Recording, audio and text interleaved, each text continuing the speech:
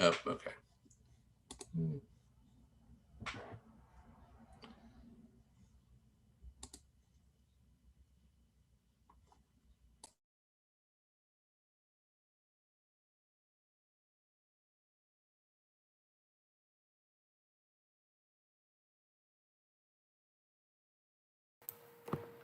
Okay, 1 second here.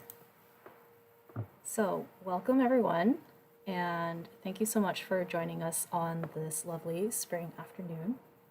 My name is Naomi Kuo, and I am the Visual Arts Program Associate at the Jamaica Center for Arts and Learning.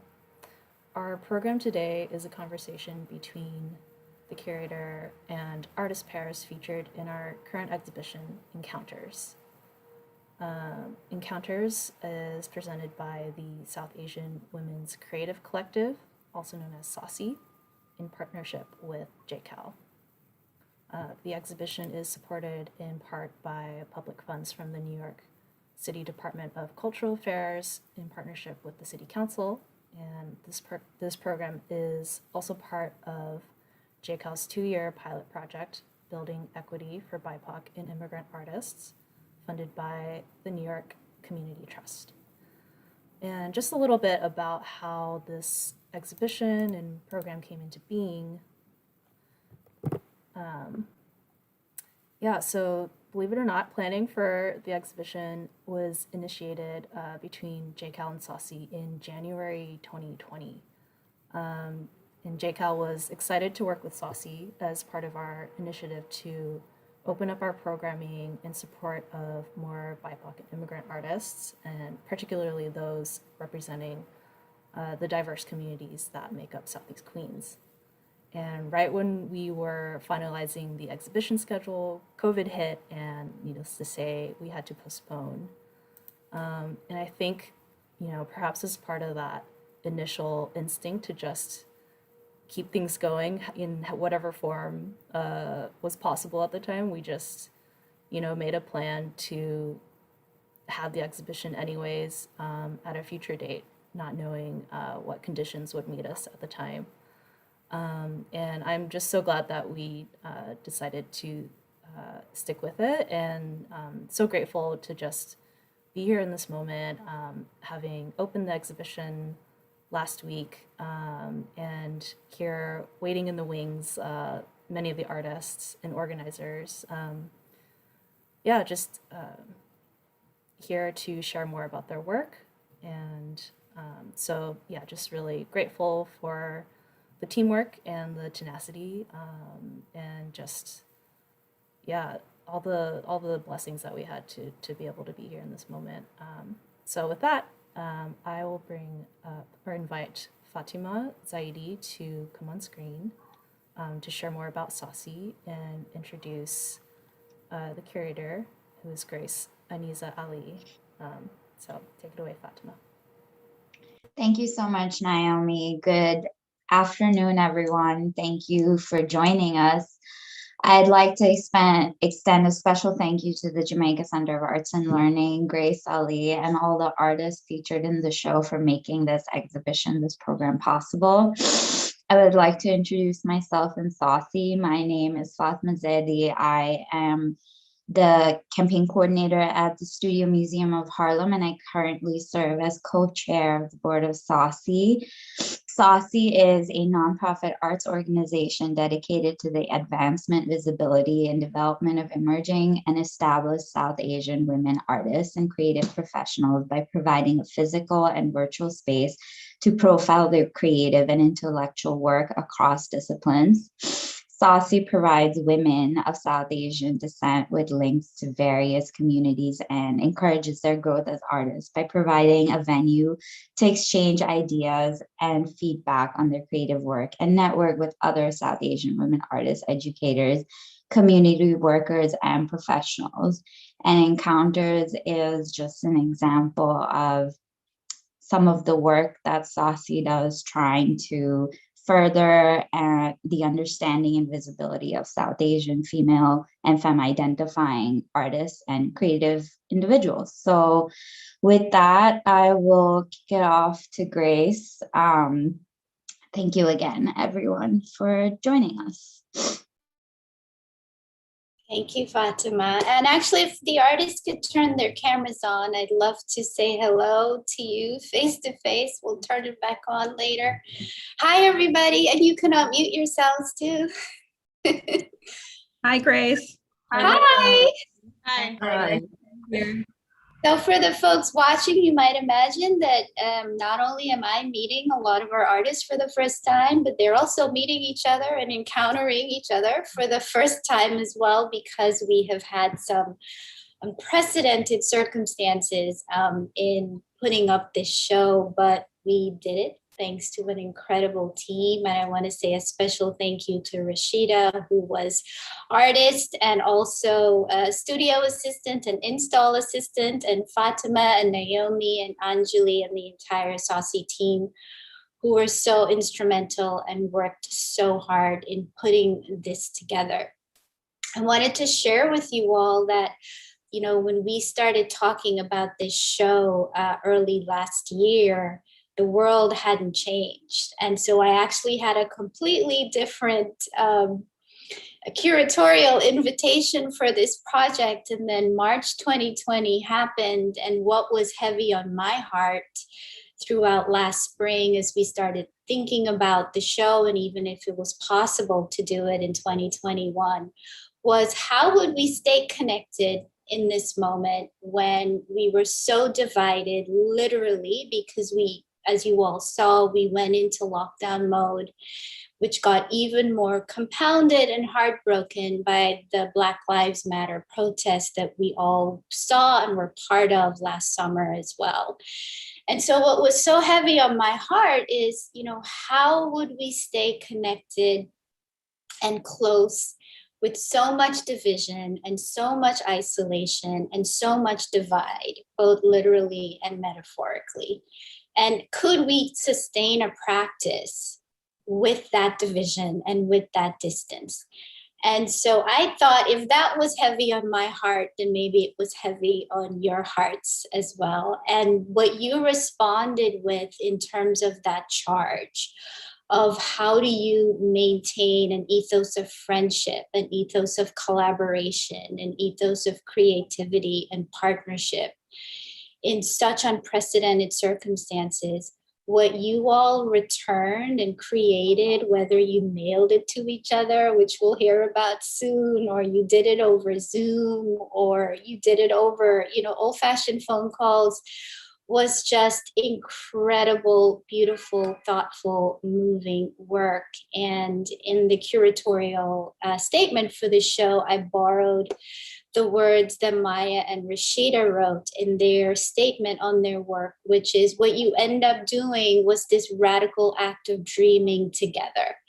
And that really is, I think, the foundation of Encounters, is how amidst all of these circumstances, you dreamt together as artist pairs. And I know for some of you, it was your first time working with each other. For some of you, this has been years-long friendships. For some of you, you know, you actually physically didn't do the work together. You were doing it from a distance. But collectively, I just want to thank you all for answering that charge so beautifully and so profoundly. So my thanks to you all for that. For our audience watching, what we've done, because we have the blessing of 14 incredible artists in this show and 7 artist pairs, we are dividing our time with each other into 2 parts. So we'll talk to a set of 4 artist pairs in the first part of our conversation. We'll have a short screening of some of the films in the project, and then we'll have part 2, which we'll talk to a second group of artists in the show. And then we'll come together and talk to each other and share with each other. And as you're watching on YouTube, please put in the chat your questions and your comments, and we will get those back to the artists as we see them. So we invite you to engage with us in chat on YouTube. what we've done is ask the artists to just give us a couple minutes of what they created. And Anjali will be running a little slideshow in time synced up to your comments. And so what I'd love to do is introduce Rashida and Maya Makrandalal to share with us what they created for Encounters. Welcome. Thank you, Grace. Thank you so much. And I'm happy to see Maya again on Zoom, who I've never met before. And I think that's one of the really beautiful things about our collaboration that Grace alluded to. So, I'll just go over a bit about our process and what it meant to me to have this opportunity to collaborate with Maya. My work usually takes the form of painting, and so I work with a South Asian dyeing technique called bandhani, which is a very traditional many thousand-year-old technique of dyeing fabric, and I combine it with painting on raw canvas and create this really large-scale, colorful images. And this year, with this fabulous collaboration, and a couple of others that I've been doing, I sent my painting. I live in New York City and Brooklyn. I sent my painting to Maya, and we spoke over the phone, over FaceTime, over Zoom, and text, and Maya transformed it into these pieces that you'll see here in the images, and I'll let Maya talk about that. And then it was installed in at the Jamaica Center of the Arts along with a wall painting so we made it into an installation. And so just really briefly, from my perspective, I completely, what Grace said really resonates with me. And for me, given that Maya and I have never met in person, and we have different approaches to our work, this collaboration signified trust and sisterhood and healing. And I'm cutting paintings and transforming them into sculptural objects, into new forms, is something that is really interesting to me. And for me, the painting is sort of like an extension of the body, the women's body. And I think a lot about overcoming constraint and the aspiration to find light and liberation from constraint, particularly those put upon the woman's body, and those constraints that are imposed largely by, our white dominant culture, family, motherhood, and other identities. And then in releasing the piece to another woman artist in sisterhood, in a trusting relationship, is a form of liberation for the painting and a transformation for the painting. So for me, there is a symbolism there, and there is a symbolism when it comes to tying and untying the work and seeing the way that process impacts and bruises the canvas and blemishes the canvas, and the way that informs the composition later. So that's what it meant to me. And I'll pause there and turn it over to Maya. And I'm just so thankful for what this collaboration did for me during the pandemic in creating community with another artist. Thank you. We're over our 2 minutes, so I'm just going to just say ditto to everything that Rashida said. I really appreciated the opportunity to connect with another artist. I feel like in my creative life, I've felt sometimes very isolated from other women of color, especially those from my background. And I've been thankful for this time where technology has kind of allowed us to connect more and create these new experiences. And so I will just leave it at that I was very thankful for this experience. Thank you, Maya and Rashida. And we'll hear now from Anjali Deshmukh and Purvi Shah.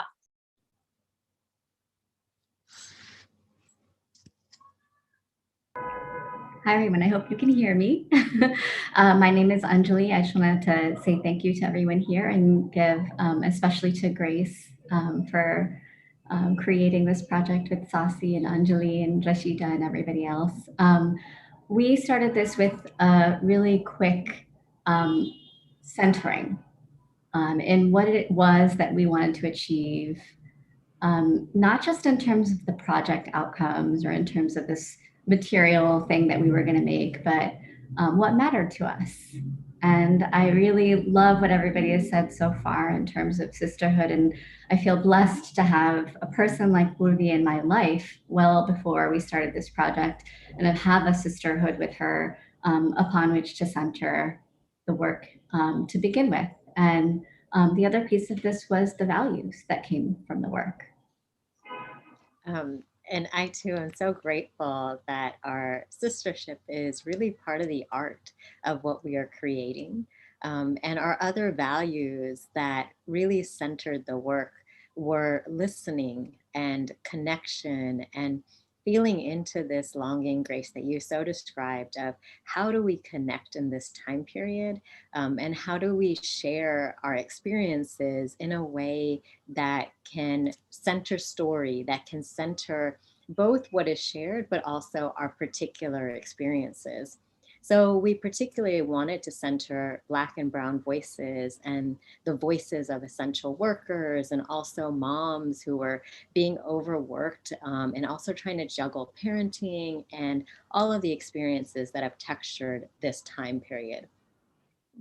So for us, what folks said really is crucial, and you can find an archive of many of the stories and excerpts of the stories that we collected on our website at circle4.com, Missed Fortunes. And some of what we lifted up here today is really just how people both shared the range of how this time was a test for them, and also how things like their alarm clocks didn't go off at 7 a.m. because there were no school buses for kids to go to. And Curvy, thank you so much for that. And I love the digital part of your project. That's so important because we've been, so thrust into the digital. So thank you for bringing that into the project. Next, we'll hear from Seema Shakti, who worked with Renluka Maharaj for their project.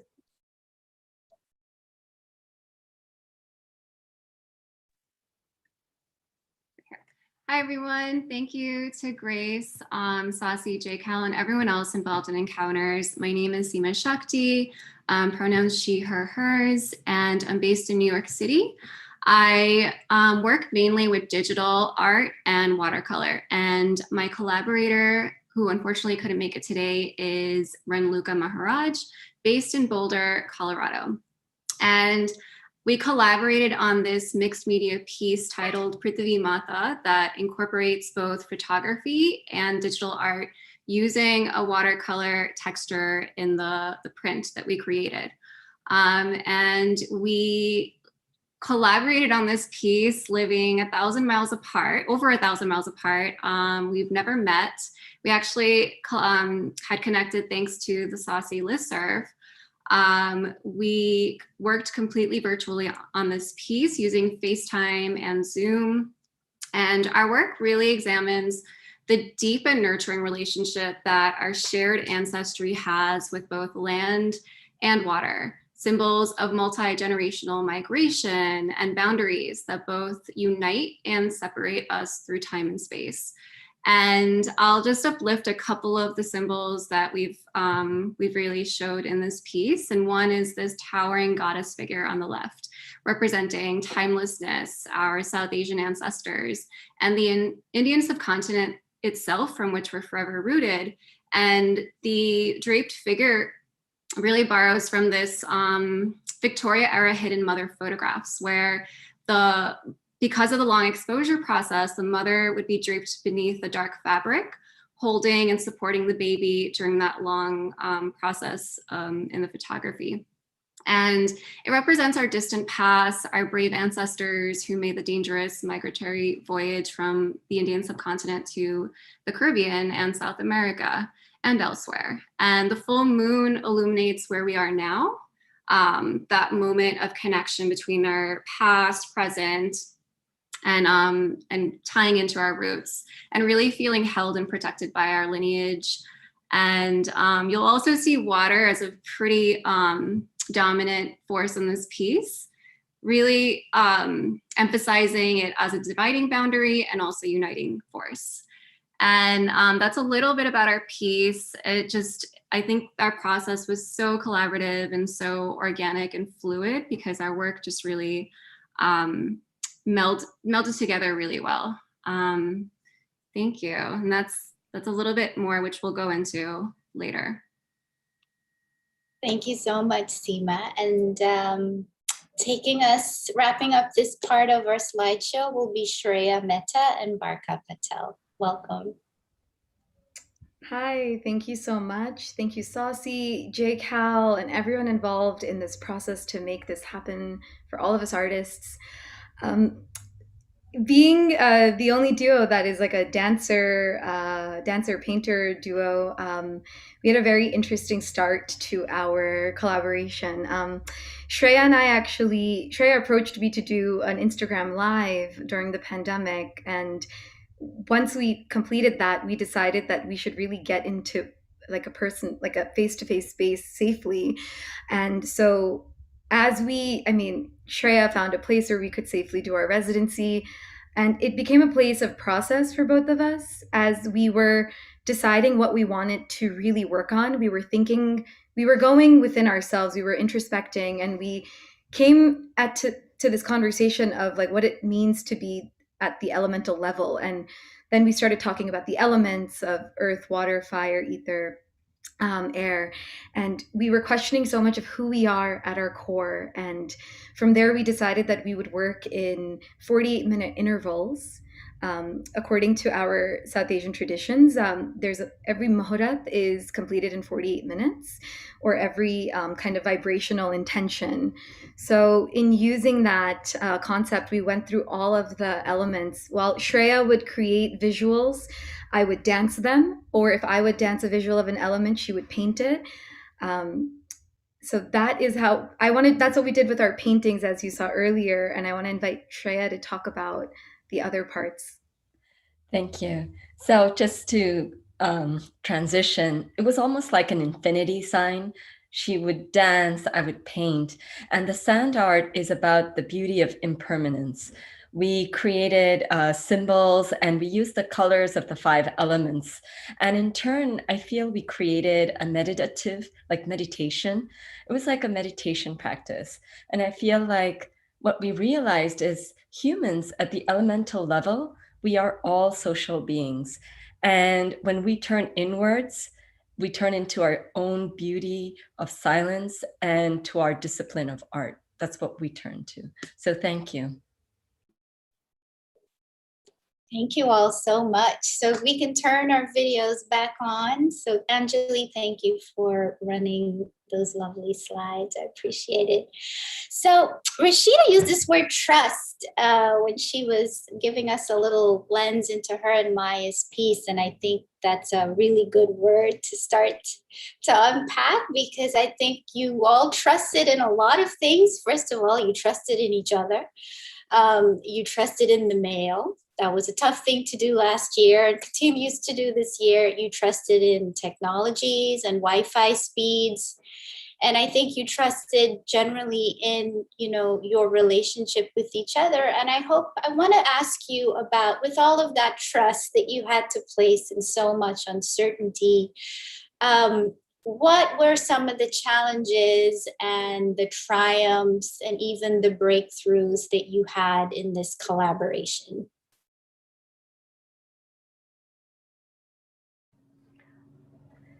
Can we just jump in, or? Go ahead. Oh, sorry. I just, since you brought up, Rashida's statement, it was really scary to have somebody's painting and to rip it up into pieces. It was, so there was a way in which I had to encounter my own self-doubt about my own abilities, because you know, to like take something that she had created and like put her energy into, and then to, you know, to not make something that sort of lived up to expectations. So that was I think a pretty big challenge that I faced, was making sure that the end, like what I sent back to her, kind of honored the work that she had shared with me.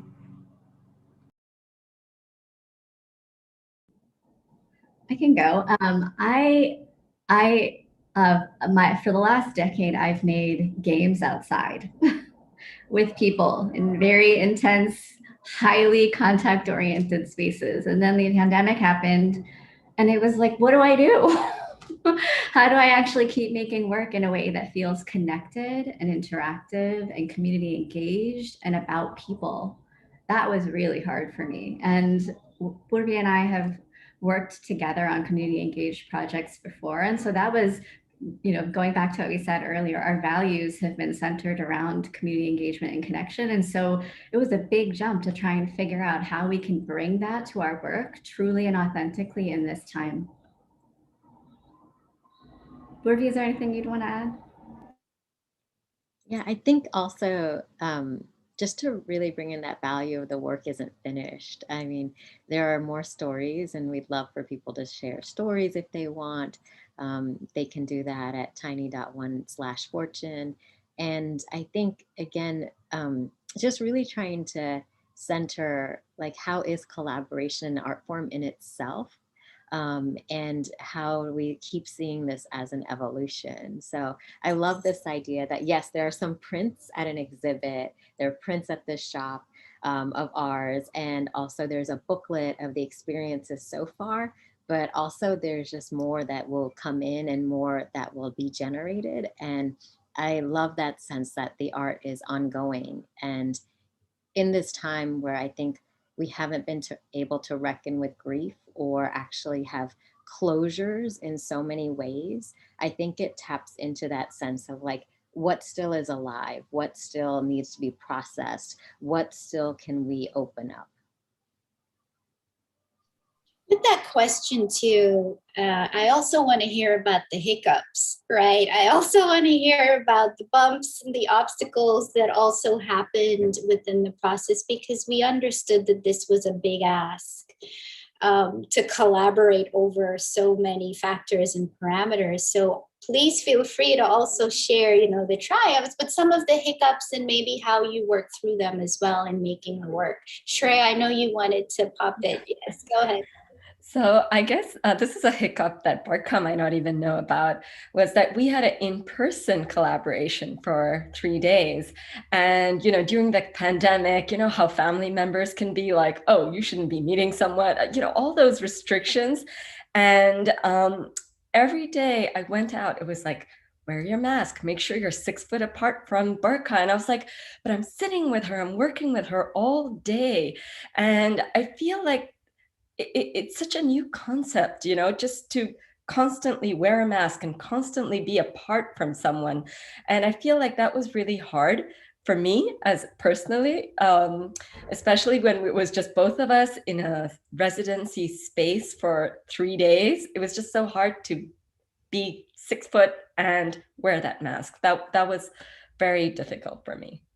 Just I didn't know that. Oh, wow. You never let me sense that that was, I mean, of course we want to be safe, and it's an important thing to be worried about. You know, I think one of the hiccups, it's not a hiccup, but just a thing to think about in process, like, because we didn't really know about the app, like, you know, this, to apply for this until much later. We completed our residency, and then we found this opportunity, or Shreya did. And I guess in planning, like, how we would install our work, we were just wondering, like, how does a dancer fit in a gallery? I mean, of course, video is like the most obvious way, but then how else do you come to life? And I think when you're a movement artist, and I think the beautiful thing about our collaboration, though it, you know, might have been a hiccup in some ways, I think Shreya and I are very optimistic people. So even if we thought something wouldn't work, we were just like, we're going to make it work. It doesn't matter. Like, we'll find a way. So, you know, like, Shreya pulled me into the sand art process and like, we should do this. And I paint and dabble on the side, and I did when I was young, but she pulled me into the collaborative painting you see behind her, which, we didn't get to submit because of space. But yeah, we found a way to kind of just work through whatever, because we were so like, this is our chance. We've been like, this was in September that we did our collaboration, our residency. So from like, of course, March till September, you're not really meeting people. And this is the first time you're getting into space to like process and create art. So we're like, whatever comes our way, we're just going to manage it. Like we just need to create art and process. And I can jump in on talking about my process with Renluca. As I mentioned, we didn't know each other prior to. It was honestly thanks to Rashida for sharing my message on the SAWCC listserv that I was able to connect with her. And I feel like we flowed really well. And I think everything, like we had to learn, we had to ground in trust and ground in this like act of letting go and letting things be outside of your control.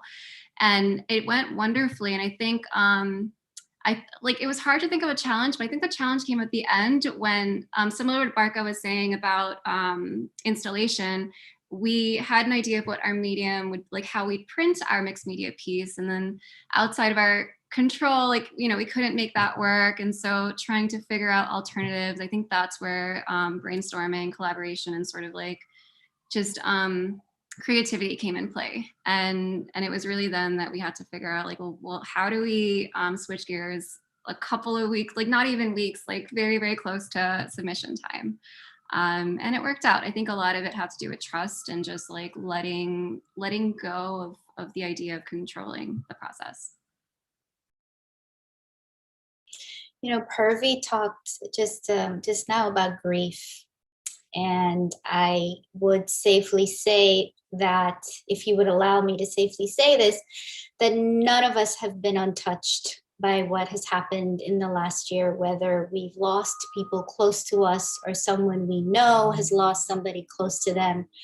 We've all been impacted by it. And so I'm wondering if you all can speak to how the role of friendship, the role of creative partnership, the role of building community helped to respond to that grief in your making of these projects, or helped to ameliorate some of that grief.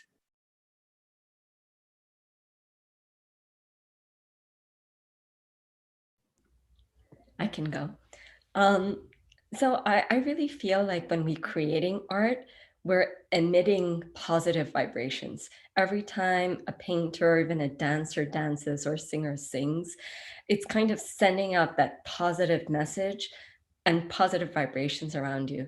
So I know during, this collaborative process with me and Barka, everything we did, I went around telling my friends, and I felt like it was so inspiring to others, because it was such a stressful time.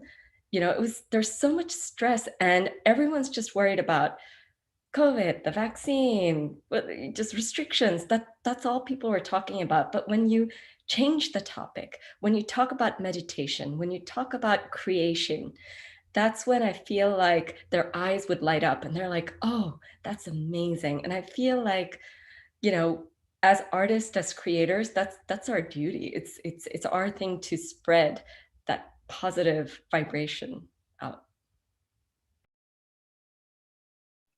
And just to jump off of that, I think, last year was marked by a lot of solitude, a lot of introspection, isolation, and quietness. And I think that being able to work on this as two people who didn't know each other, it brought us joy, and it brought us like a connection that otherwise would not have been forged. I honestly didn't know about Renluca. I'm so grateful to now know her as an artist and to have the privilege of working with her, but I had no idea she existed. She didn't know I existed. And so that brought joy and excitement. And, as artists, like being able to create and vision in a time that's, that feels so heavy is a magical thing. And we really enjoyed that process of being able to do that and just you know, the whole letting go theme, I think we never saw each other in person. We worked like digitally, sending each other drafts digitally. And so it was a very unique process, and it was something new that was really supportive in our like individual work as artists as well. I'd love to just add as well. I think, you know, it's ironic. I don't know that Maya and I would have thought to collaborate with one another if, I mean, I never even heard about Zoom since last year, you know? So I think ironically, the pandemic and the distancing allowed us to bridge the thousands of miles between us and the time difference. And then, you know, for me, my work is very much about my own personal aspiration to heal and to overcome adversity. And you know, the art world is a difficult environment. I think Maya and I bonded a lot about that, and a lot about being misunderstood. And I learned so much from Maya in this process. So I learned so much about her work, about her process, and that was an incredibly enriching experience for me in a time of isolation. And I think that continual development is so important to one's artistic practice. And then the third thing is that it brought me connection, and it brought me an opportunity to stretch my mind in a new creative way that was a gift during the pandemic and very needed. So I'm thankful for that. Yeah, and I think this is Purvi. You know, Anjali and I came to this idea of misfortunes, linking through our love of mehndi. So the designs incorporate this cultural fabric in their context, and partly it's because of a missed celebration that I had last year, and previous work that we've done around mehndi for each other. And I think what misfortunes gave us an opportunity to do was to enable people to reflect and name their griefs, whether it's the grief of inequity, whether it's the grief of like lack of access to healthcare, just to be able to say, I did miss something. There was a fortune I thought for this year that did not emerge. And how can we name that? How can we be in sisterhood or in fellowship around that? How can we create community around what griefs we weren't necessarily able to share otherwise, and to actually lean into that, acknowledge that, and then with that context, like keep that clear in some ways too. And our works, which Anjali can talk more about, are actually in pairs, and they kind of have an inverse relationship to each other. In one version, you could see them as sort of like a positive negative. And that's to say, like, you know, no experience is either one or the other, but they're interrelated. So I'll pass it to Anjali to actually talk more about the visual kind of design and concept on that. Thank you, Purvi. Yeah, well, I want to first say one interesting thing I heard from one of the people that actually shared a story with us, told me that doing it, actually writing it down, was cathartic for them. And just knowing that was so special, because we know it's delivered through a survey type tool, right? But trying to embody the feeling of listening into something like that, into a survey tool, was hard for us to do. And we actually spent time trying to figure out how to do that. So just knowing that actually it did create an opportunity for somebody to feel something in their grief, catharsis, was really special. In terms of the prints that the mehndi reference that Purvi shared, what was really striking about some of the stories is that there was both sorrow and sadness, and these glimmers of joy and celebration in them. And so what we did is we used the mehndi, the concept of mehndi, which is two hands per two diptychs per diptychs, to show the inverse that Purvi was referencing of positive and negative. So each print is basically in a set of two, and there is an invisible hand essentially underneath the structure of the print. And the actual drawing style is hinting at mehndi itself.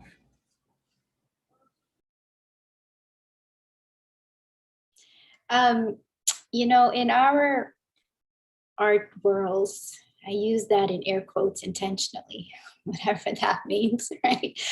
It's such an individualistic model, right? It's the artist as the individual. And that is something that, in thinking about what would be the curatorial thesis around this project, the curatorial charge, I really think the last year, more than anything, forced us to move away from that individualistic model. And so I wanted to push against that for encounters and for this show with SAWCC. And I'm wondering if that, I know you were charged to do this for this particular project, but I'm wondering if pushing against this individual artist model and thinking more about collaboration and partnership is something that has influenced your practice for the future, or shifted some way you thought about your own individual practices. And if you feel good enough to share, if you have any plans to think more about a collaborative model of making and thinking about your practices.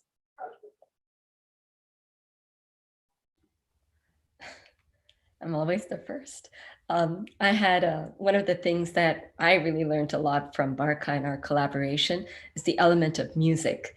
So as a dancer, she's so in tune with all the rags. She knows, the knowledge of music was just amazing. And one thing I am, as a visual artist, I'm planning to do going forward is I'm picking music according to the time of day when I'm painting. And I feel like this has changed the way I create. And even when I'm showing my works, be it, on virtual, social media channels or anywhere, I'm trying to be very, very aware of what music I use to share my work with, because I feel like it's an unspoken language. And that's just something that, as a dancer and as a visual person, that was like the binding factor. It was the music and the rag. Echoing on to what Shreya said, thank you, Shreya. I didn't know that I influenced that part. It's nice. Yeah, I think what I learned, or what I see in collaboration, I feel like being a Kathak artist, someone who works in a very traditional framework, but also then pushes boundaries or tries to push boundaries mindfully, being respectful to the art form. I think this collaboration has showed me, there are ways to kind of stay individualistic, but also find ways to come together without compromising the integrity of your own work.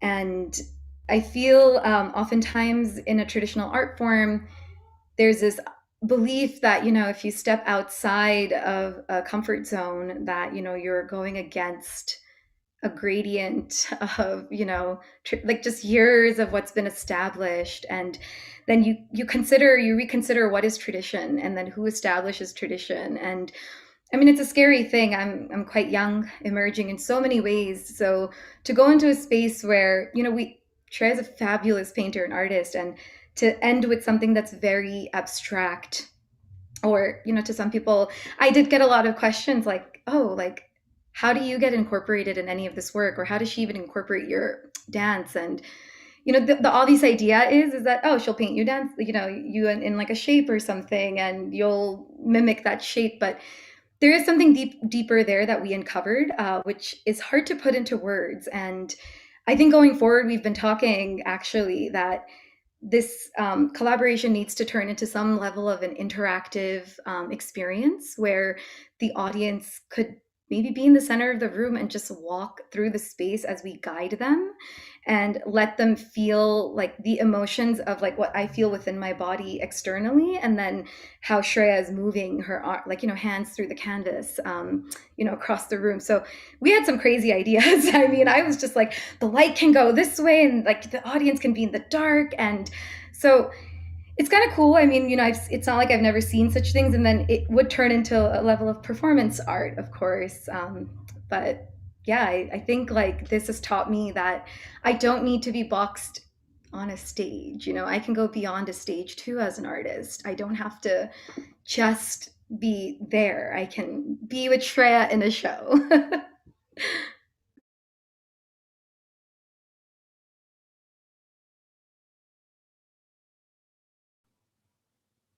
I would say this, Purvi, I would say for Anjali and me, I love it because it has been a seed for, I mean, we have collaborated for years, but this gives us, again, another form. And like, we're so curious about how the circle will grow. We're getting more stories. And so we'll be producing more work.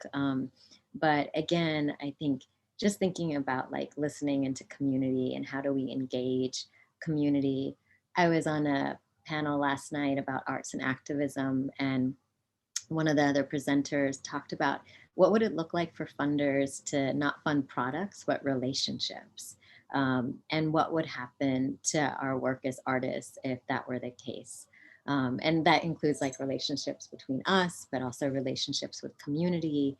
And I think, you know, for me, that's all very important because I'm like many of you, I'm a first generation artist. I don't have a lineage of art in my family. And so to do this work, I'm very rooted in like, how does it connect to people's lives? And so, yeah, I think this opportunity with SAWCC has been so beautiful because again, it's like enable the connection to all these other artists, and for Anjali and me to dream into like, how can we continue to collaborate together? I'll just add to that one thing. You know, I love that you just mentioned, Purvi, the relationship to activism, because this question of where the line is between, or if there is a line between arts and activism, has always been in my work, is just how much responsibility does the artist take to say what the impact of their work is. We often get asked this, right, on grant applications, like, what's the impact of your work? How do you demonstrate that? But it's been a question for me my whole, since I was a teenager. Do I want to be in service work and be in social justice? Do I want to be an artist? And how do we bring them together? And this project has been so special, in part because both of us have a background also in social justice related work, to try and really stretch that question in some really interesting ways, to say, you know, and where we go with it, I don't know, but we've been asking ourselves, well, what would it look like if the stories that we shared could be seen by a city council member? And yes, the art is critical to this because it is a creative project, but is there something we can actually learn meaningfully from what people are sharing with us? And is there a piece of that here? No answers yet, but I think the question is special, and that's very emergent from this collaboration.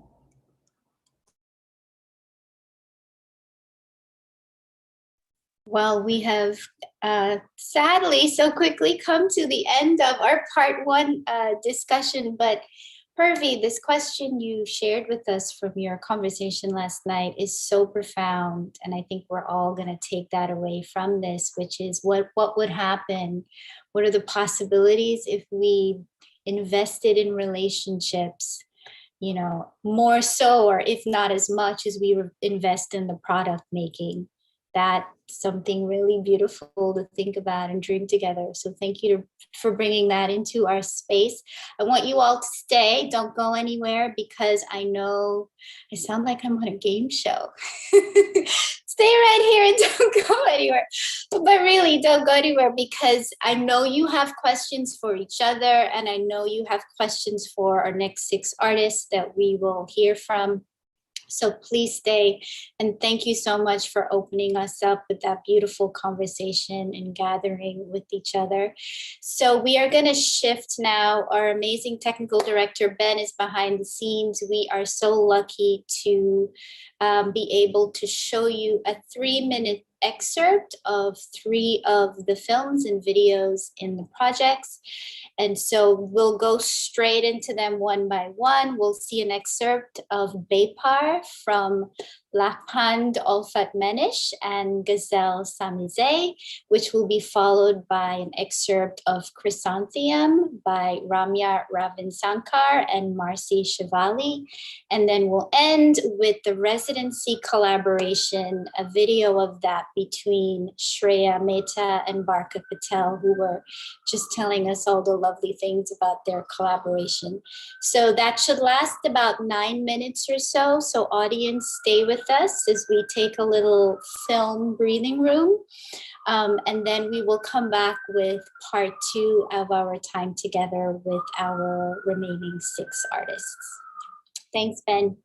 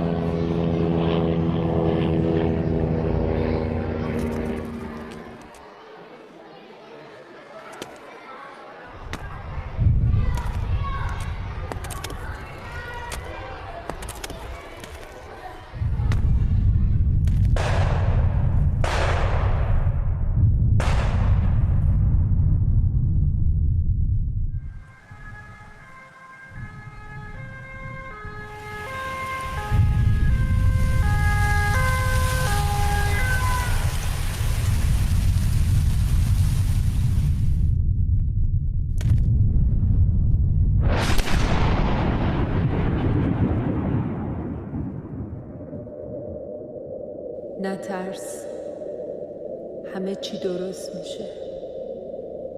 همه چی، همه چیز.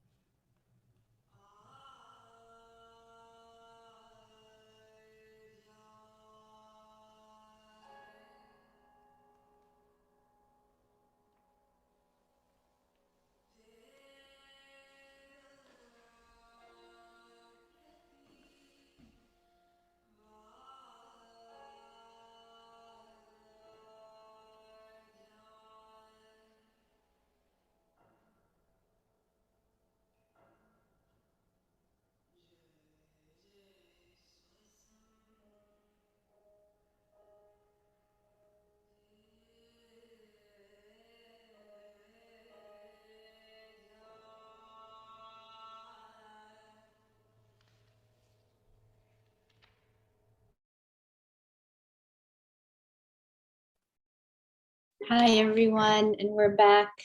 I have to tell you, really watching those videos just reinforces, at least for me, what a special joy it was to work on this project. So thank you all so much for making it so special. We're going to move to the second part of our conversation with each other. And for our audience watching, please stay with us. Add your questions and your comments to the chat on YouTube. And then all 13 of the artists that are present here will come back on shortly and be in conversation with each other.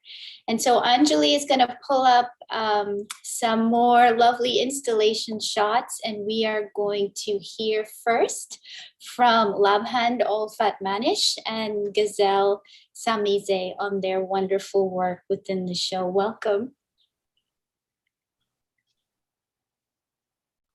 Hi, everybody. Great to be here.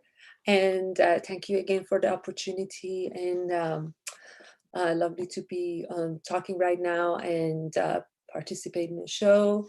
So Ghazal and I, we met in 2017. It was a group exhibition at Craft and Folk Art Museum in Los Angeles. Since then, we became a friend and we decided to collaborate. We were interested in the overlapping in experience as a woman who came from neighboring country and ended up in the US. And our exploration led, starting with the Bepar, which a video you saw, which is employing of a common culture reference of hopscotch, which is in Iran called Leyley, and in Afghan language is called Jozbazi. And the protagonist in the video so revealed the personal and political moment of her past, such as war, marriage, generational trauma, and just general kind of like a gender societal expectation. And our experience basically as a women of Afghan and Iranian heritage kind of like a lead this collaboration since especially because Ghazal grew up in US and I grew up in Iran.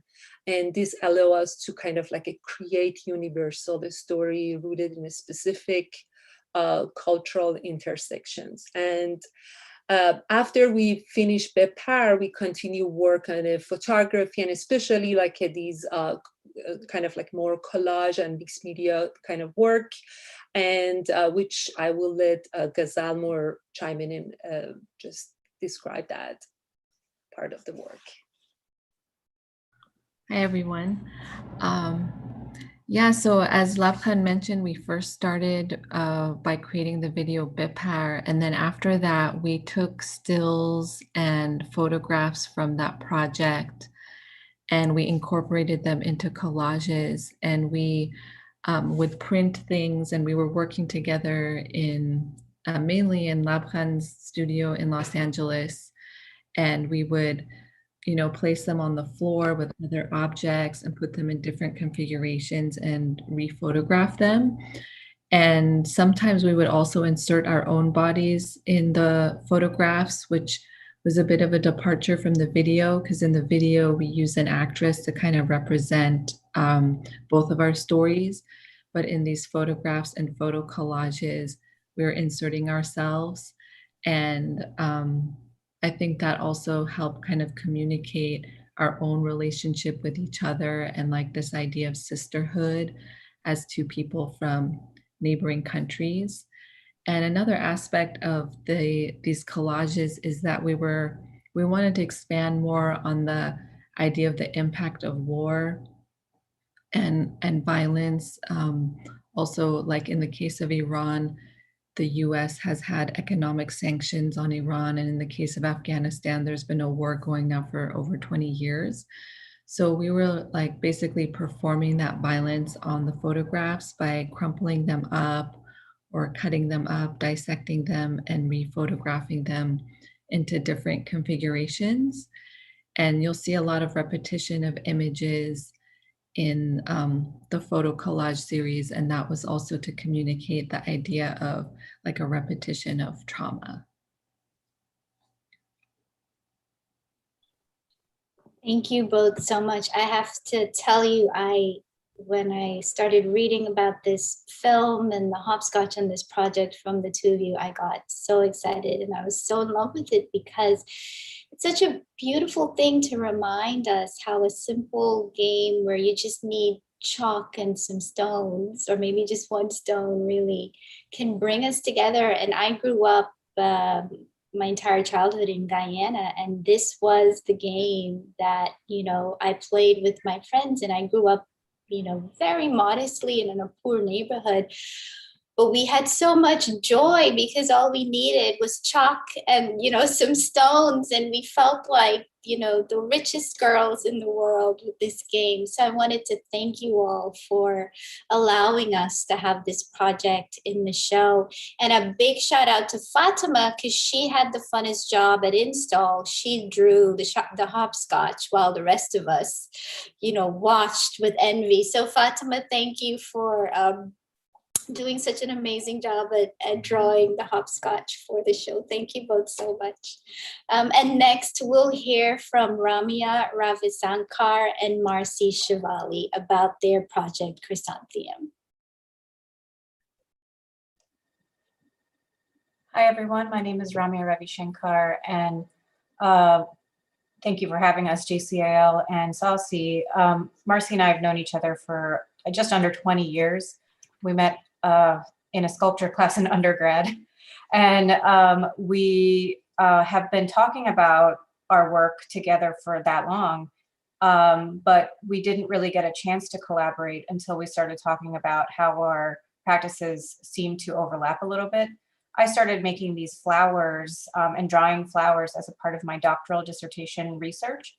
And then Marcy talked about how much she liked them. And then we talked about how knitting could be involved in that. And so we just kind of started spiraling ideas, and I'll let Marcy kind of chime in about the knitting. Yeah, so I just started knitting this object. It's just a long tube and it's kind of functionless and it's a little strange, but I mean, I like the process of knitting. I love repetition. I knit in my work often. And so when the pandemic hit, it was kind of comforting to have something to do with my hands, even though I couldn't concentrate on anything. But having something to knit was something that kept me busy. So I knit this long, functionless, strange tube that, it's not something you can wear. It doesn't have any function. So I sent it to Ramya, hoping that she could do something with it. And luckily she did. So we made the video where Ramya is putting the flowers inside of this tube. And there's actually a second half of the video that for some reason didn't play just now, but half of it is Ramya putting the flowers in and the other half is me taking the flowers out.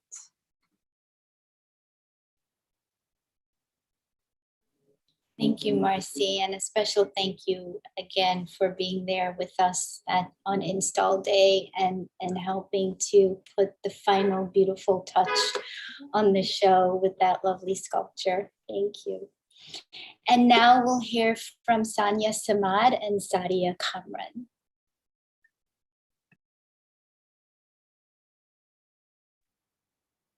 Hi, everyone. Sadia, are you there?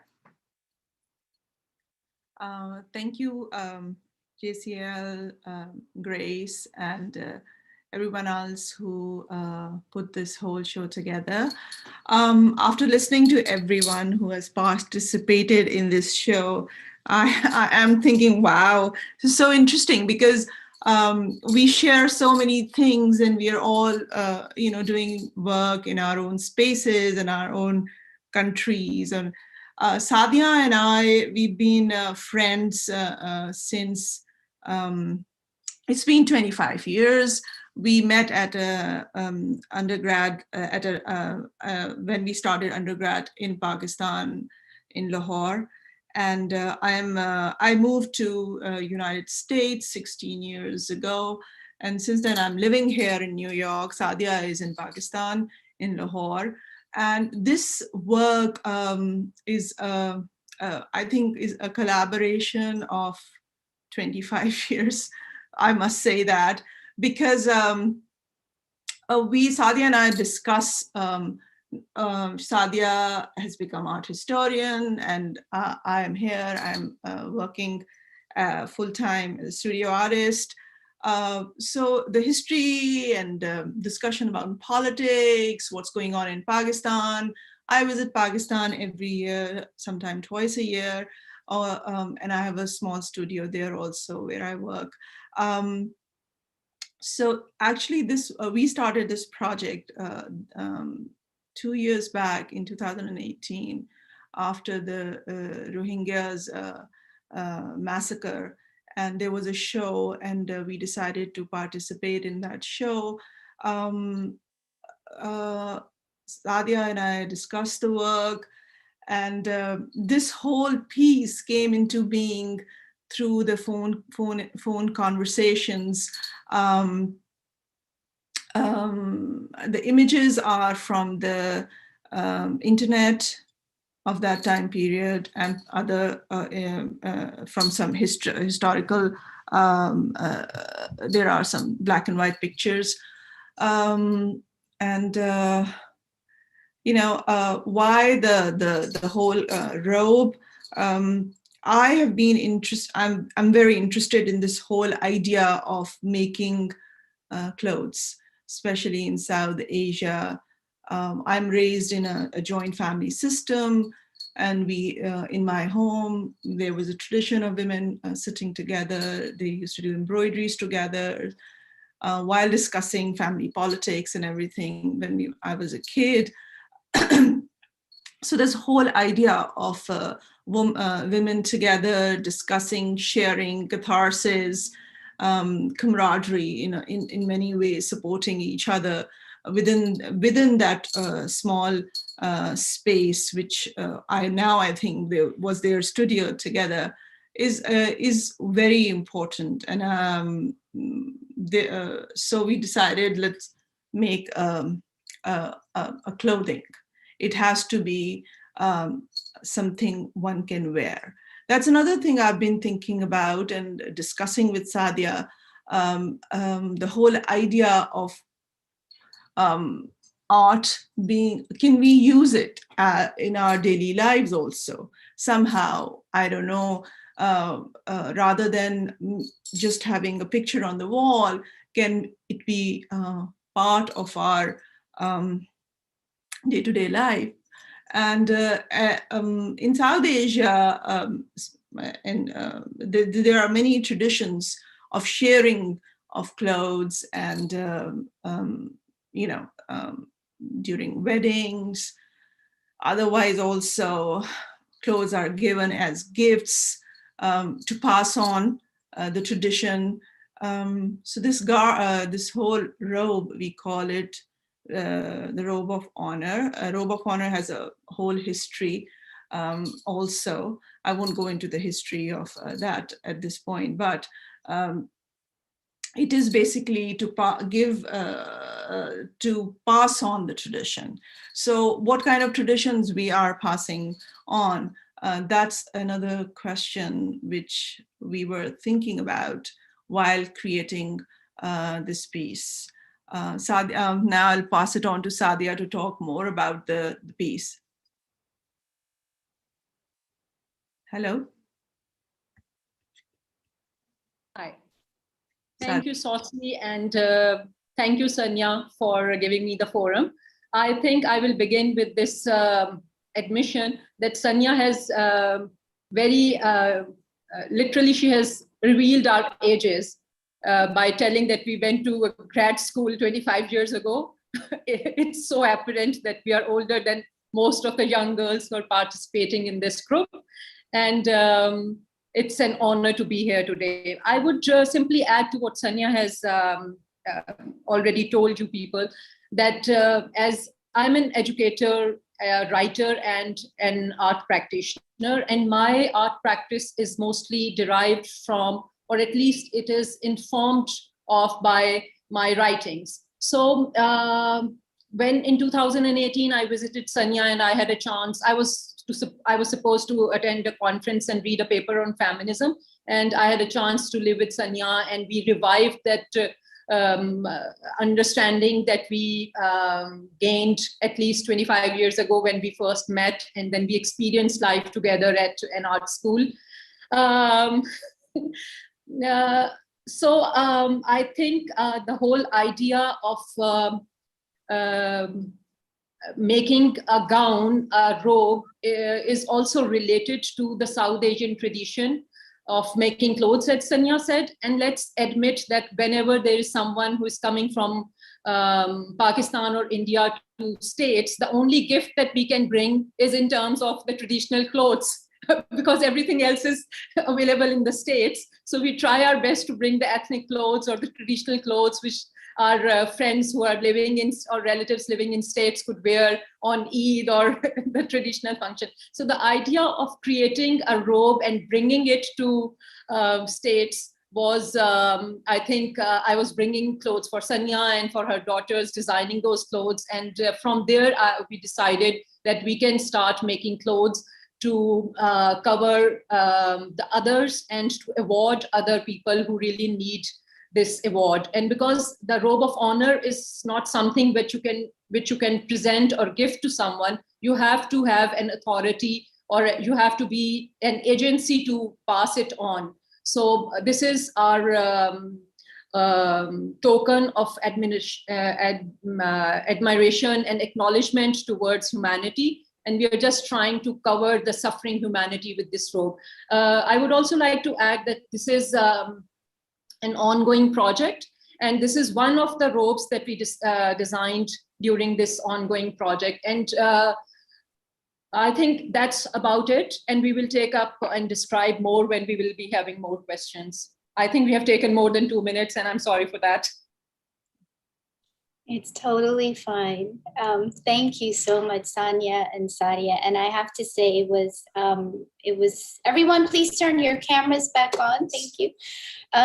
It was such a stunning piece, and to unveil and unzip it, and the concept of it, the fact that it's actually so dangerous to handle.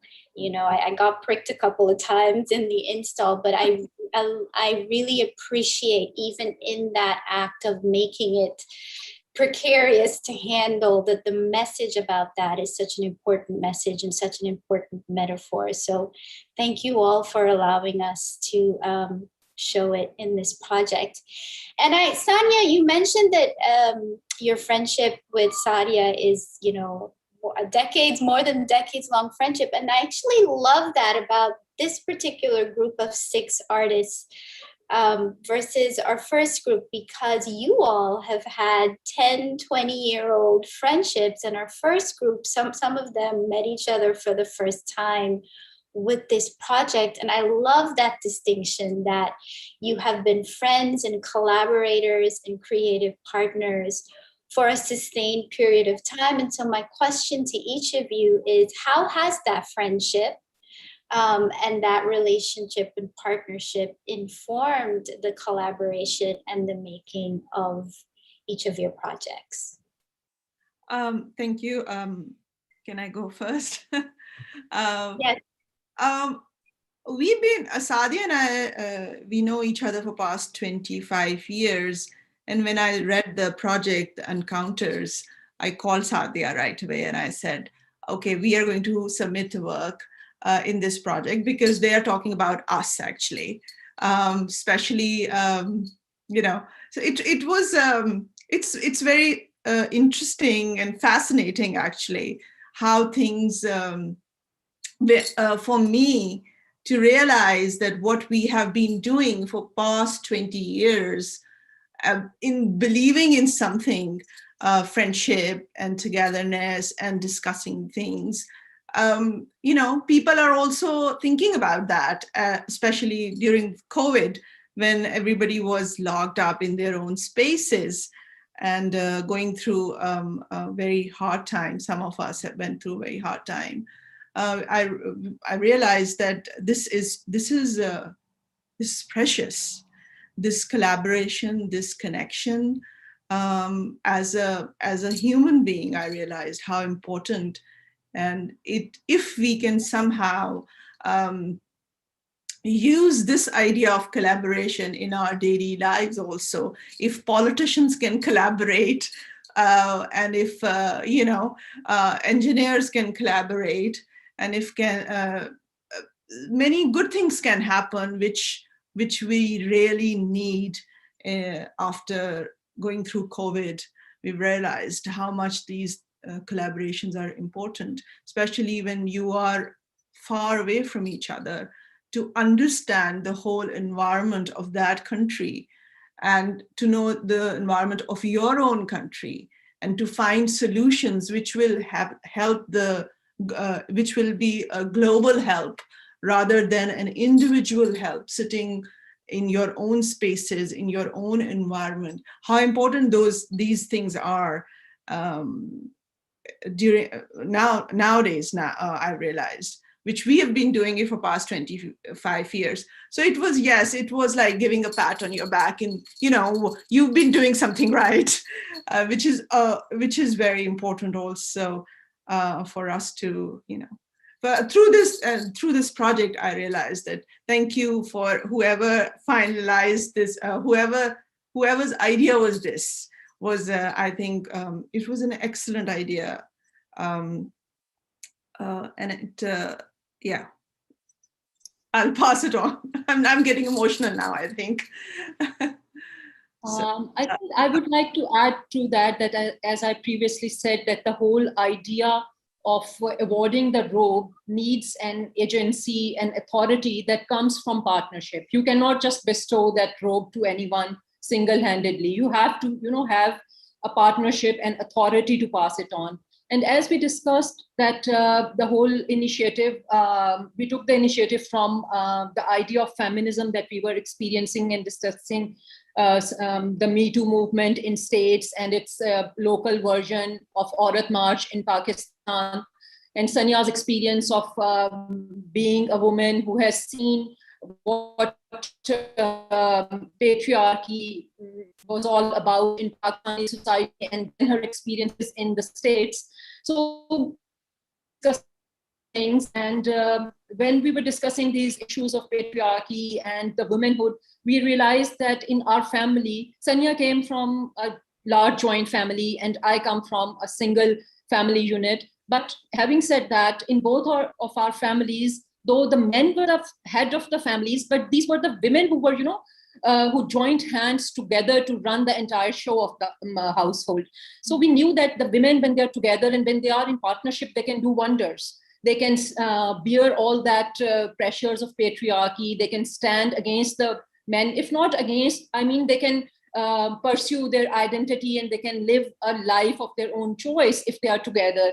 And in South Asian cultures, and since most of us are from South Asian cultures, I think they will understand that in our culture, we don't marry one person, we marry the entire household. So the friendships, the animosities, the ideas of acceptance, rejection, support, and community is vital to every woman from South Asian cultures. So I think it's that idea that gave us, that supported us, and that encouraged us to join hands and to become an agency which together becomes really powerful.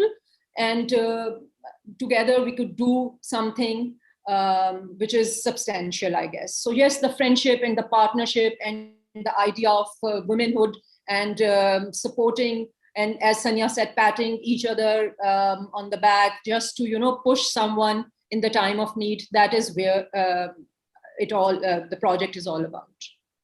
Thank you. And Ghazal and Labi, how did your friendship? No, you have less years but it's still a amount of years to celebrate. And the chat has been blowing up actually about all of you and your years of friendship, and what a wonderful thing that is. And so Labi and Ghazal, how was your friendship informed this collaboration?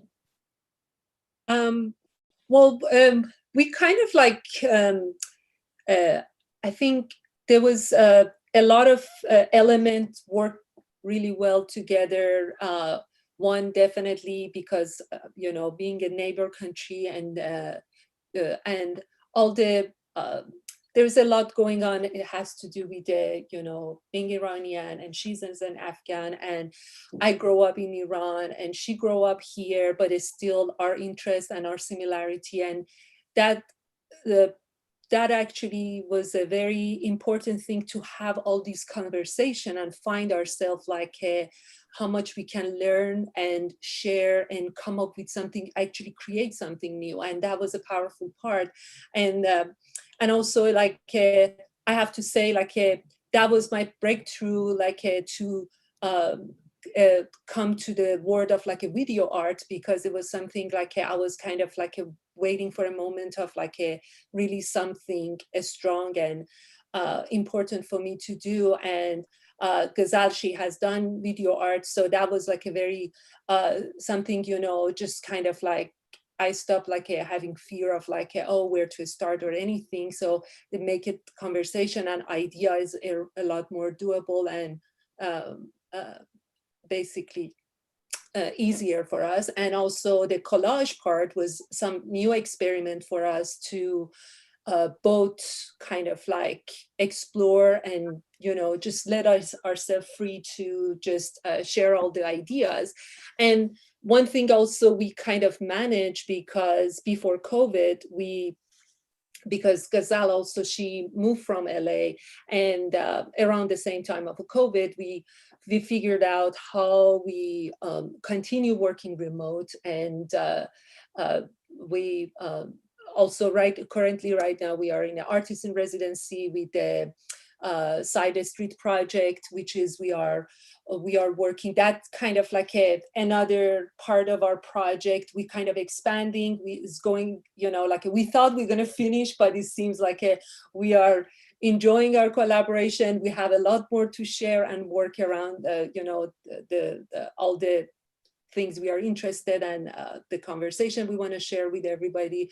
So, so this project actually has to do with language, and the project called Bilingering actually, and that we are exploring different part of these memories and trauma in a way, you know, expressed like differently in a different language. And we also invite other artists to participate, and so it's coming soon. And I will let Ghazal, she talks more about it because it's exciting stuff happening. And yeah, so that's a part. I'm happy to just kind of, I have to say, definitely I see it as a very inspiring and successful collaboration. Yeah, just to add, I would say I think like we both learned from each other, and I think it's also been kind of like a healing process for us to like talk and learn about each other's like upbringings and what similar challenges we've had. And just to add to what Alabi was saying about bilingering, we've kind of done some test runs, but we're going to be launching it probably next week. And it's been really great to interact with people who come from bicultural or bilingual backgrounds of all backgrounds, and to understand how we all have like different levels of like shame or embarrassment around speaking a second language at different proficiencies. And Ramya and Marcy, your project is so tactile and so beautifully sensory, which is so love. And you know, I had seen it on images and read about it, but at install, to be honest with you, I was so nervous about unpacking it and opening it. So I waited for Marcy to get there because I just really respected that delicacy of it so much. And so the same question to both of you, you created something incredibly delicate, but also incredibly resilient. And what has the role of your friendship played in making that and collaborating with each other? Well, I think if I remember correctly, Marcy and I met at Ohio State in 2000 in sculpture class. And ever since then, we've been involved in each other's art making practices.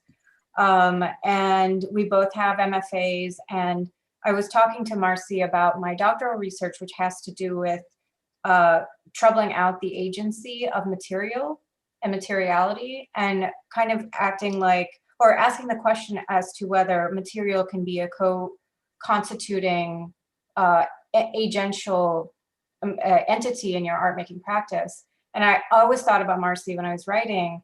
And then we started talking about philosophy. And I think we had some like discussions about Aaron Manning's work specifically. And then we just said, why don't we combine this together? You do delicate kind of small work, and I've been doing this really weird practice of saving flowers for years. I don't know what it's about. So I talk about the agential qualities of these flowers and sort of coming from a South Asian background and being interested in wearing flowers and what that means. And you know, Marcy and I, our relationship, I think, was founded on the fact that we both recognized an Indian American in an art program. We were really excited. I'll let Marcy talk. Okay. Yeah, I think for both of us, materials are very important in our process. So I was using this yarn, which was very soft. It's like a mohair yarn. It's very soft and fuzzy. And really nice to touch, which I think Ramya, when she got the yarn that I mailed to her, she wanted to touch it immediately, which I was pleased with. Yeah, and I think that since we have been friends for so long, that when we were coming up with these ideas, I could think, oh, well, what are the themes in my work that are also in Ramya's work? And it was just nice to be able to trust that like I could send Ramya this weird thing that I didn't know, I had no idea what was going to happen with it. And she could do something with it and make it worthwhile. And we come full circle back to, you know, that first point, that word of trust and confidence in each other. This is my final question before we bring everybody back in. And from the chat, I know you all have questions for each other. So that will give me a minute to take a breath and have you talk to each other, which I'm excited to have space for. And since the six of you are sort of the, and I use this word in the most respectful way, the veterans of the friendship collaboration, since you have more years on the first group, if we were to think more proactively of this as a model, you know, collaboration and partnership and friendship, as of this is an artistic model more so than an individual artistic model, what kind of lessons can you share and impart on us on how to make that partnership and that collaboration fruitful and joyful and productive? What have you learned? I'll go. I guess I've learned, especially since I've thought about this a lot, that even though we consider our practices siloed and individual, there are so many people and entities involved in the creation of this artwork that if we start to think about the fact that we're not siloed and that a lot of people have their hands and ideas into what we individually make, that we'll realize that it's not actually an individual process at all, that it's actually quite collaborative if we just think about it that way. And I would also like to add to what Ramya has said, that being South Asian, I think we have a long tradition of working in collaborations, like the Royal Ateliers. They were joint efforts of so many artists. For example, in Akbar's atelier, we are informed that at least 100 artists were working, making some collaborations to work towards one manuscript. So I think it's in our DNA somehow that we like to, you know, work together. And especially in Sanya's and my case, and I don't know why none of the other participants, probably maybe they're thinking in that way or not, that the division and the ideas of separation, limitation, and restrictions are also something which we grew up with it since independence, since the division of India and Pakistan, that the boundary was drawn overnight. In so many cases, we were separated from each other. And then in our friendship, Sanya moved to States and I was here, and we kept on working and thinking together. If not working, we have been thinking together. So I guess the collaboration, in my case, it was nothing new for me. That's what I'm trying to say, that it's not just the COVID or the travel restrictions. Yes, we did face some limitations in Sanya, and we were sending our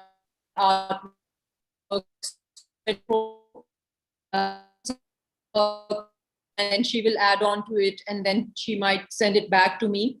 That was a bit restricted, but yes, we have been trained, and it's the resilience has always been in us, I think, as being the South Asians. So we have been taught, and we have learned how to work in the limited time period with all the restrictions and with all the ideas of division and boundaries. Yes. Yeah, I think that I agree with Sadia that this, as I already said earlier, that this was not something, the concept of collaboration was not new to me and to Sadia also. Since my birth, I've seen women, especially women, collaborating not on art pieces, but as far as I'm concerned, embroidery was one thing that was a collaboration in our house. The women of the household will sit together, and therefore that's how I learned this whole idea of we can in their case, it was not an art piece, but I personally think they were creating art pieces without their knowledge. My mother and my grandmother and my aunts, there was not that name that this is an art piece. But if I am trying to get all the embroideries they created when I was a young girl, because to me, they were art pieces. They were very strong manifestation of their idea of being of togetherness. And they were all very different. My grandmother was very different from my mother, and my mother was very different from my aunt. They are like very, very, I sometimes call them that we had matriarchy in our households. They were all very, very strong women, and none of them were working outside the house. But they were running the corporation. I call it a corporation, the household corporation. It was huge. There were 25 people who were living in that house, and then there were people who were working in that house. So helpers were there. So they were managing and resolving and resolving the problems and finding solutions. And if we just expand that whole idea within a country, we can use the same idea, how people sit together and they find solutions. And sometimes the solutions are not there, but their differences can help them connect to each other and find solutions within those differences, which in this day and age is very important. We are all individuals in our own rights, but the individuality is very boring to me. And it does not mean, it does not have that meaning. It is only, to me, is important when there is a collaboration, there is a discussion, there's a history behind the idea. And nothing is new as far as I am concerned. And I'm quite old now. So maybe that is the reason I realized that nothing is new in this world. You just have to unravel your own, sometimes you don't have to open a book. You just have to unravel a history of your mother or your grandmother or your aunt and study their lives. And that can be an impetus for many, many new collaborations and new works of art. And so that's my 2 cents about collaborations. It's more than 2 cents, right? It's a whole $1 million deposit of wisdom. And with Sadia and me, I think that I don't know about Sadia, but she has been the strongest pillar in my life as when I moved to America. And it was not a forced decision, it was my decision, but keeping the connection to the country which I left and where I was born and raised and studied and worked, and the culture, it was very different. American culture was very different. I was not alien to the Western culture, but obviously living in the Western culture is totally different than visiting Western culture, because then you are grounded in a very alien land. No matter, even if with your own people, your own South Asian people, they don't behave the way they will behave in Pakistan. So, it wasn't easy. So discussing work and talking to Sadia on the phone call, I think that technology is a blessing.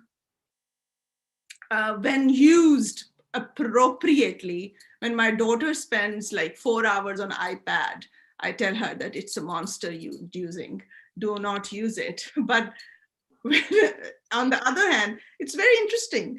There is such similar, what should I say, a contradiction of many things. Everything is contradictory, has become contradictory for me.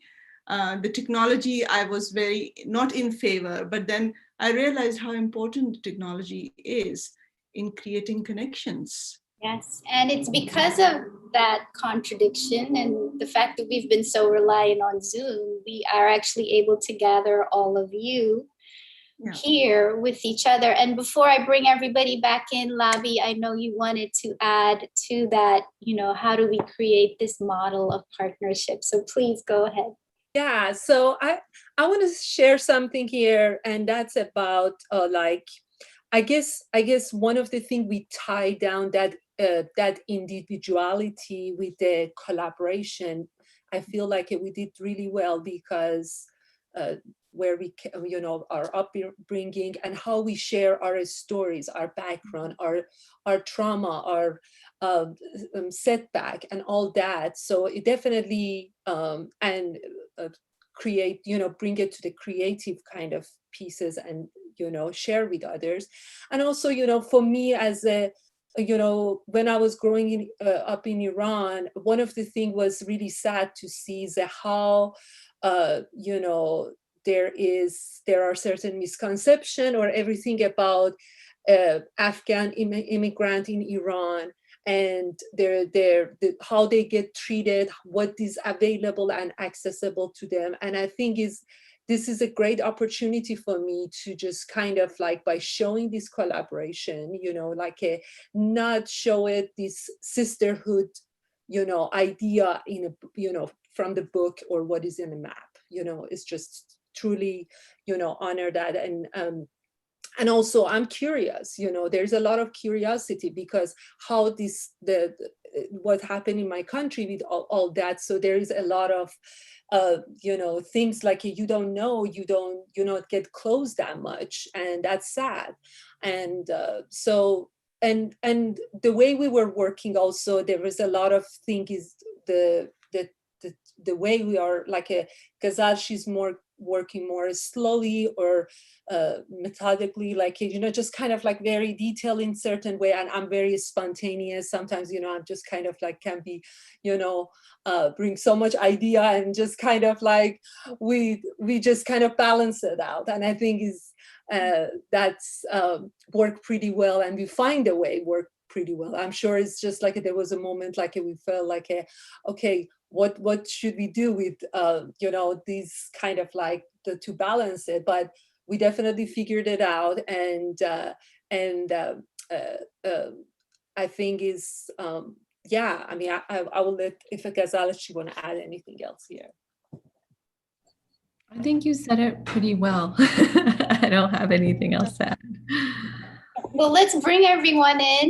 You can turn your cameras on, and this is the time that we carved out for you all to get out of the chat and talk to each other. And I'm so excited to see all of the lovely comments that have been having in the chat. I just wanted to share two things. One, that this project was incredibly diasporic. So we put the diaspora in the South Asian diaspora. And as you all know, I'm Caribbean, so I was so excited. I'm so excited to see Diane in this show, Trinidad in this show, Afghanistan, Iran, Pakistan, India, because we all know how incredibly fruitful and expansive the diaspora is. And so to be able to touch on those geographic diasporic points within this project was something that made me so happy to see. And also, Sanya, thank you so much for sharing how much, you know, the invitation to think about encounters and friendship and collaboration meant to you. That means a lot to me because, as I shared in the opening, this was something that I was struggling with last year. And really on my heart last year is, how do I maintain my friendships and my relationships and my creative, you know, partnerships that are so important for me to thrive and to do my work. And it's something that I've also been, you know, advocating for within my field, within my community of curators, that we too need to move away from the individualistic model of the one curator curating the show, and we also need to think more aggressively and proactively of collaborating and having curatorial voices within a project. And I think that could only strengthen a project, I'm happy to see that there's some biennials that are now starting to move away from sort of the individual curator of the biennial and thinking more of a group of curators collaborating and being, you know, the framing voice behind a biennial project. So I want to share with you all that I'm just really touched that something that was so heavy on my heart resonated with you all, with just the work that you returned to this project, and just listening to these, whether it's like a friendship that's only been, you know, a year to a friendship that's now 25 years, which is so amazing. I really think friendships are the things that really will sustain us in our work and in our commitment to this work. So thank you all so much. And I will open it up for you all to, you can all unmute, and I know share your questions and your comments with each other. Purvi, I'll let you start because you were blowing up the chat. Thank you so much, Grace. I'm going to actually kick it off to anybody else since I was blowing up the chat, but I just wanted to say my appreciation for everybody's work. It's such a joy to connect and see. So Sadia, I saw you unmuted, so feel free. No, I would just admit that I'm happy that you took this initiative and gave us a platform to be together. I think in most of our practice, we have been collaborating formally or informally. We have been shaping up each other's ideas, and I appreciate the efforts that SAWCC has put in to provide us this platform to share with other friends and other sisters who are collaborating. And I think their projects have been very inspiring. Thank you. And to Purvi, I would like to add that I would like to admit that me and Sanya, I think we went to the art school when I was only 16 and she was 17, I guess. So we had a long history of being naughty together and making people's life miserable. So we understand that we have been powerful when we are together. Thank you. Yeah, and to the collaboration, I think that it can be an example for the younger generation in our group. There are younger, mostly the younger lot. These are very important, especially, you don't know where you will go in life. As an artist, you're always an explorer at heart. And sometimes you explore within your own environment, and sometimes you just want to go out and see what's there. But the connections you have behind, if you are connected, you're always rooted in those grounds. And those roots are very important for, as far as I'm concerned, and I'm sure as far as Sadia is concerned. Once you're grounded, you're rooted, then you can go anywhere. You can bring the flowers, you can bring the trees, wherever you want to go. But the ground will be there, and it will keep you connected to your roots. And that's also another thing about collaborations. I realized that okay, I'm bad at names. Libby and Ghazal, you both are from Iran and Afghanistan. And I've been very interested in both the cultures also for many reasons. But this whole idea of women working together I mentioned that to Sadia, that I'm very excited that there is somebody from Iran and Afghanistan. And well, we all believe that Irani and Afghanistani people, we have a shared ancestry. So yes, we are we are relatives. Yes. To me, I mean, I'm a dreamer also. It was like an old family from maybe hundreds of years ago are getting together, and we will be talking about what we were doing in our specific spaces and places, and how we evolved culturally, and as women also, for that matter, and how much our cultures impacted our understanding of our art and art production in our own studio spaces. And when we sit together, sometimes Sadia and I'll call Sadia after a week and it's amazing that we are both thinking of the same thing. And sometimes it's fascinating, and sometimes think it's some other universe helping us to understand our art practices. And our life also. My art is about my life. I mean, whatever I do, and that was one thing I realized, that the only way I can stay connected to Pakistan, families and friends are there too, but art is one thing I wanted to always take me back to home. So, that's where I am. And therefore I was super excited to see everybody, and especially from Iran and Afghanistan. Their histories are, all very, and India, of course. India, I don't consider myself anymore a Pakistani, I think. Tanya, I'm seeing a few folks wanting to jump in too, so I just want to give them the opportunity to jump in and share and question with each other as well. Go ahead. I just wanted to jump in. One of the things that came up for me was, as we were speaking, is roots and ancestry. And I have a question about what this collaboration uncovered for you, and this can go to anyone. And what's grounded in this question is, as I was working with Ranluka, we both realized that we had shared ancestry in Punjab. Me on my father's side, my father was born in Pakistan, in Punjab, and on Ranluka's part, her ancestors who had moved from the Indian subcontinent to Trinidad. So I'm curious about if this collaboration has uncovered anything new, any learnings that surfaced, or anything you learned about each other that connected you. And I know this varies because some people just met each other for this project, and others, your friendship goes decades. So anyone who feels called to answer can go ahead. I'd like to say something. I feel like what was uncovered was this discussion of what does it mean to be a woman, and especially coming from a South Asian background. I know me and Barka, we always talk about growing up in our Indian, close-knit families, and the expectations of being married in our South Asian families, and all the expectations that come on women, and how do we deal with those expectations. And I think the collaboration was not only a creative journey, but it was so introspective.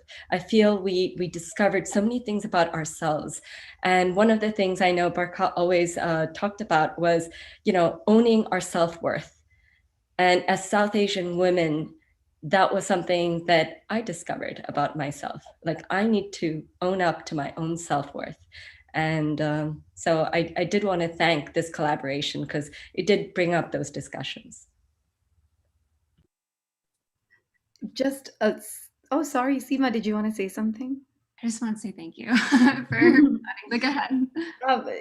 Just echoing Shreya, and yeah, it's so interesting she remembered that. I just don't remember that, but I think a word that just keeps coming up, and I think a lot of everyone in the space might echo this, and it might resonate, is the word bound.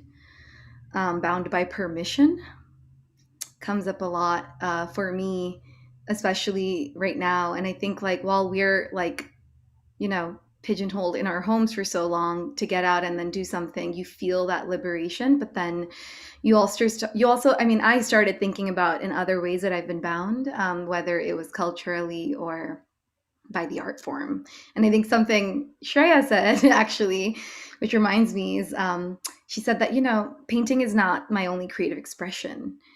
And I'm like, oh, what? And I was like, what does that mean? I'm just a dancer, and that's how I identify. But I think the process in talking about being a South Asian woman, in your self-worth, in being your authentic self, which I figured out during the pandemic, and it blew my mind. Wow, why have I not been doing this for this long, even more? And yeah, I think a lot of the art is just liberating yourself from years of just being oppressed, suppressed in whichever way possible. Okay, I'm going to stop because I don't know where this is going. I'd love to just chime in. I think, for myself and in my conversations with Maya, I think where we connected and felt so much solidarity was as women of color.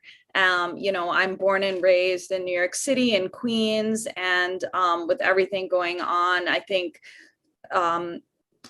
feeling that connection as we navigate white supremacy and patriarchy and being in this white dominant culture. And I think it's a special connection when you do have that shared history of migration. So that was something I wanted to offer, and also wanted to invite Maya to chime in as well if there was anything that you wanted to add about that. Yeah, I think, we talked a lot about,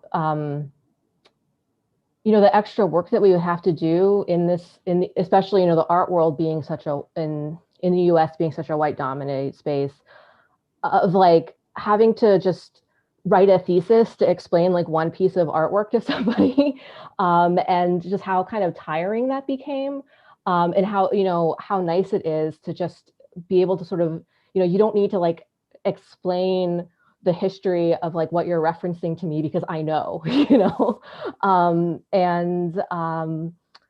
yeah. And so I like it is like just really, yeah, it's just really very meaningful to just be able to kind of create in that space where you're not having to like kind of navigate this sort of other sort of dominant viewpoint and your relationship to it. We can just kind of think about our relationship to one another. And something else that, I think, I can't remember if this came up, but, my love of like your bright colors and my recent sort of embracing of like super bright colors, as a way of just like, I'm just going to do the opposite of everything everybody told me in grad school of like what I should be doing, and how like materially working with your colors and your very body-based practice pulled me back into that conversation and brought out a whole new different level of different colors to explore and materials to explore that I really appreciated.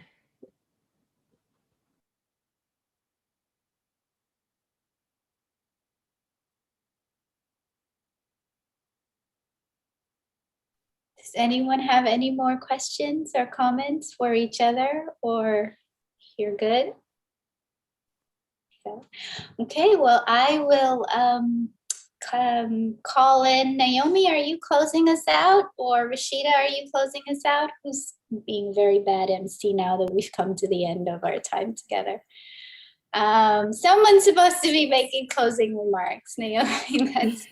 But just quickly, thank you all. After Naomi offers closing remarks, please do stay on. After we undo the live, we'll just say goodbye to each other privately. Naomi.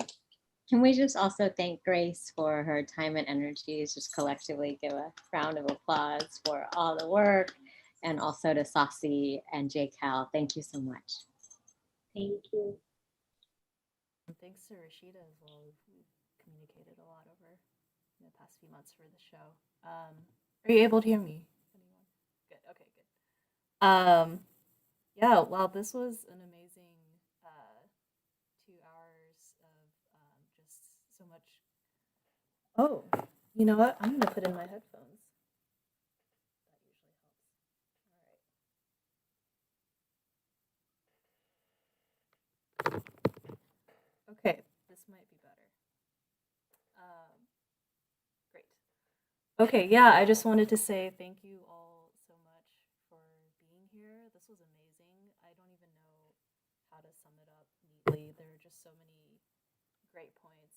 Are you not able to hear?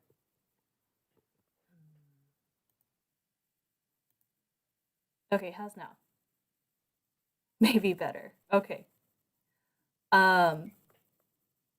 I'm just here to express my gratitude, and you all know how special you are, and I'm just so grateful to have heard of your experiences with each other, not only in the past few months, but you know, as we've all been hearing over decades. And yeah, I love what Maya and Rashida said at the end, just that we were able to learn more about your relationships with each other, and for that to be the center of our conversation, you know, rather than yeah, the other spaces that where oppression or suffering or you know other things are more dominant, or we have to explain ourselves in other spaces. So this was a really refreshing conversation.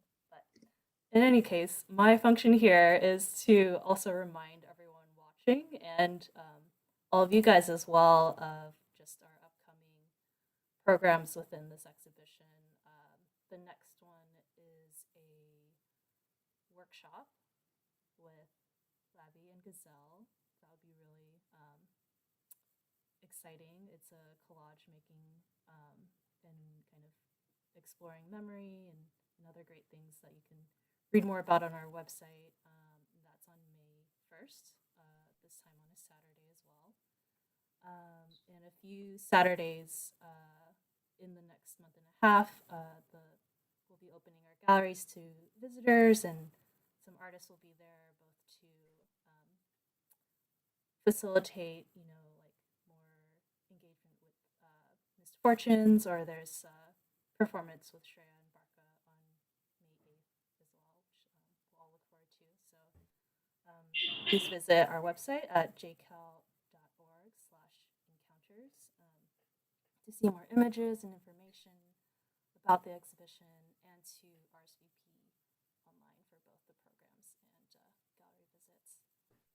And thanks again to our wonderful sponsors who made this possible, the New York City Department of Cultural Affairs and the New York Community Trust, and big thanks to SAWCC and Grace as well, and all of you guys for all your tremendous work in sharing your hearts with us.